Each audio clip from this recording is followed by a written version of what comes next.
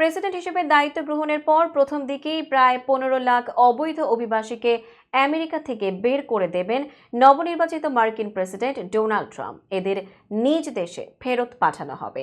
এই তালিকায় রয়েছেন প্রায় 18,000 ভারতীয়। আমেরিকার ইমিগ্রেশন অ্যান্ড কাস্টমস এনফোর্সমেন্ট সম্প্রতি 15 লাখ অবৈধ অভিবাসীর তালিকা করেছে বলে এক প্রতিবেদনে জানায় ভারতীয় সংবাদ মাধ্যম ইন্ডিয়া টুডে।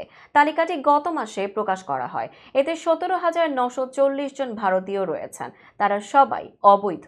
মার্কিন প্রেসিডেন্ট নির্বাচনে রিপাবলিকান প্রার্থী সাবেক প্রেসিডেন্ট ডোনাল্ড ট্রাম্প জেতার পরই সংকটে পড়েন আমেরিকায় থাকা অভিবাসীরা।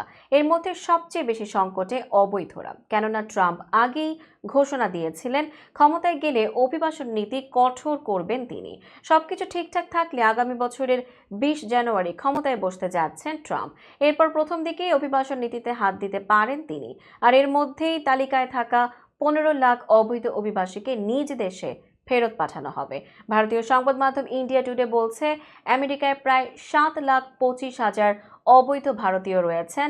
সেখানে সবচেয়ে বেশি অবৈধ অভিবাসী থাকা দেশগুলোর মধ্যে ভারত তৃতীয়, প্রথম ও দ্বিতীয় অবস্থানে রয়েছে যথাক্রমে মেক্সিকো ও এল সালভাদর।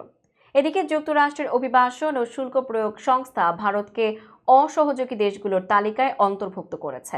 শনিবার এক প্রতিবেদনে এই খবর জানিয়েছে ভারতীয় সংবাদ মাধ্যম এনডিটিভি।